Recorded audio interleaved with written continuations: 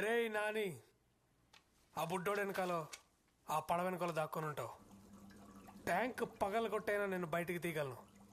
ఇన్నిసార్లు హెల్ప్ చేసావు, ఇది ఒక్కసారి హెల్ప్ చేస్తే నా జాబ్ సెట్ అవుతుంది.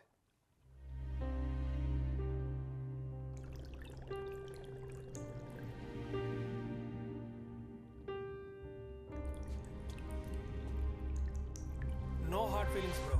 సరేరా, చంపుదామని ఎలాగో ఫిక్స్ అయిపోయావు కాబట్టి ఒక చివరి కోరిక. వాడెవడో యూట్యూబ్లో చెప్పినట్టు కాదు, నేను చెప్పినట్టు ఉండరా. ఇద్దరం కలిసి ఒక్క లాస్ట్ పర్ఫెక్ట్ డిష్ ఉండదాం. అబహ, నువ్వు ఎక్వేరియం ఫిష్వి, నిన్ను ఎలా ఉండేస్తాడు? వాడికి అంత తెలివి ఉంటే ఎప్పుడో ఉద్యోగం వచ్చి ఉండేది. ఏంట్రా జోక్ చేస్తున్నాను అనుకున్నా, మా నాన్నగారు నిజంగానే చంపేద్దాం అనుకున్నారా ఏంటి? ఇట్స్ ఓకే రా చెంటి, పర్లేదు. నువ్వంటే వదిలేస్తే 100 ఏళ్ళు బతికేస్తావు, నేను బతికేదే 10 ఏళ్ళు. అది ఈ ఫిష్ ట్యాంక్లో మ్యాక్సిమం 4 ఏళ్ళు. ఈ బుడ్డోడిని తిట్టుకుంటున్నావు, నీతో గొడవ పడుతున్నావు, బతకాలి. ఏదో ఒక రోజు పైకి తెలిపోయాక బాడీని తీసుకెళ్లి చెత్తపొట్లో పడేస్తారు. ఎవరికి ఉపయోగం లేకుండా అలా చావడం కంటే ఇలా అయితే కనీసం వీడికైనా ఉపయోగపడతా. చచ్చాక నేను ఎవరికి ఉపయోగపడలేదన్న ఫీలింగ్ కన్నా కనీసం ఒకటి ఆకలి తీర్చానన్న తృప్తి అయినా మిగులుతుంది. వెళ్ళు, వెళ్ళి స్టవ్ ఆన్ చేయి.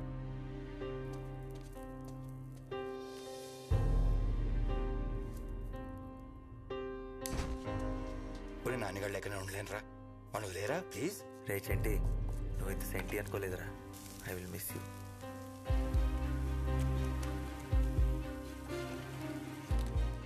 ఒక చిటికెడు కుంకుమ పువ్వు, యాక్చువల్లీ కొంచెం ఎక్కువే, చచ్చేదేదో రిచ్ చేసేద్దాం. సముద్రంలో ఎదుటని కోరిక కదరా నాని, అది తీరట్లేదని బాధ లేదా? బాధగా ఉండకపోవడం ఏంటి, కన్నీళ్ళు కూడా వస్తున్నాయి. కానీ మా అడ్వాంటేజ్ అదే, నీళ్ళలో ఉంటాం కదా, కన్నీళ్ళు కనపడం. కనీసం చావు అంటే భయం కూడా లేదురా? చాలా భయంగా ఉంది. కనీసం కళ్ళు మూసుకుందామంటే ఆ దేవుడు మాకు రెప్పలు కూడా ఇవ్వలేదు.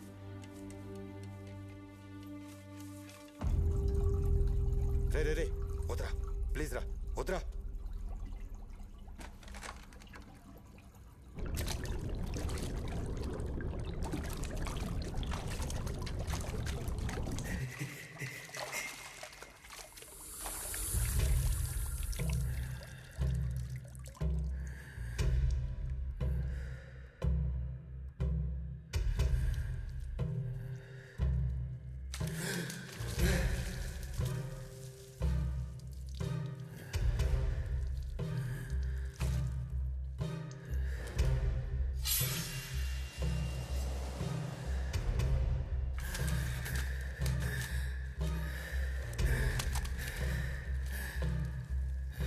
అరే వాడికి ఊపిరి అడగనే కొట్టుకుంటున్నాడు రా, చచ్చిపోయేలా ఉన్నాడు రా.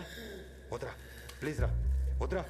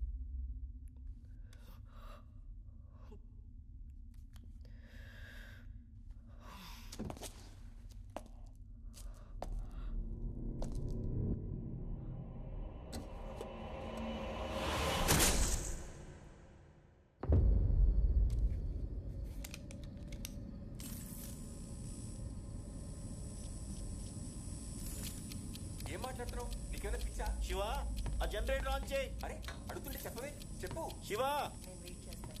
వెళ్ళు. పలకమేంట్రా? వెళ్తున్నావా లేదా? వెళ్తున్నా.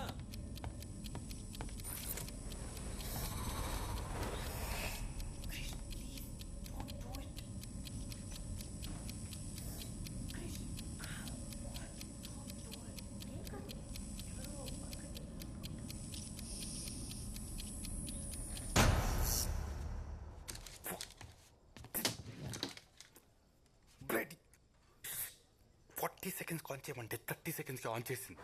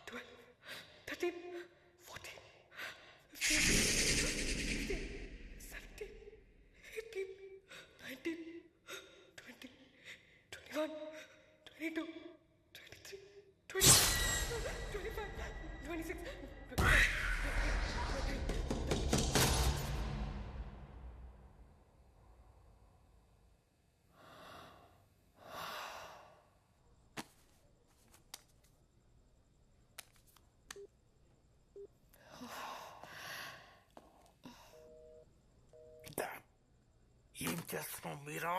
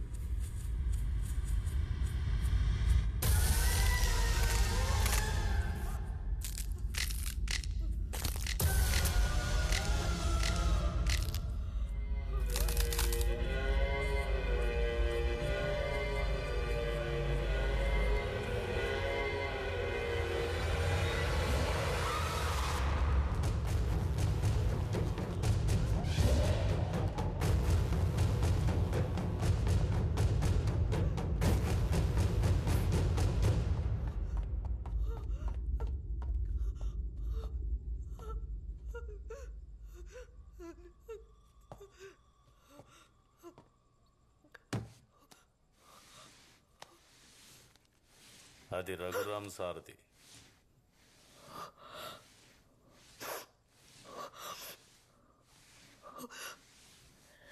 రఘురామ్ అతని భార్య. వాళ్ళ గురించి నీకేం తెలుసు?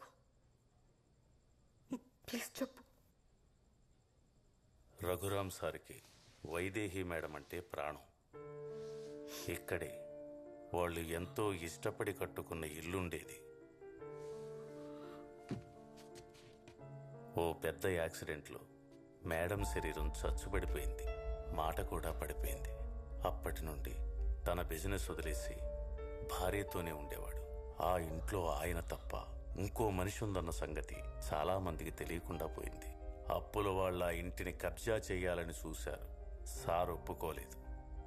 ఆయన ఇంట్లో లేని టైం చూసి ఆ ఇంటిని కూల్చేశారు.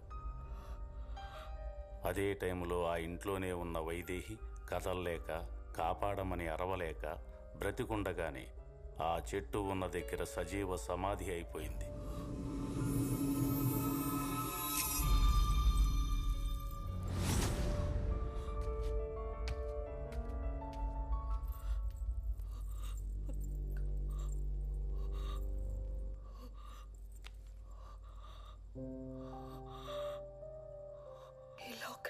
నాదే, మర్చిపోయాను.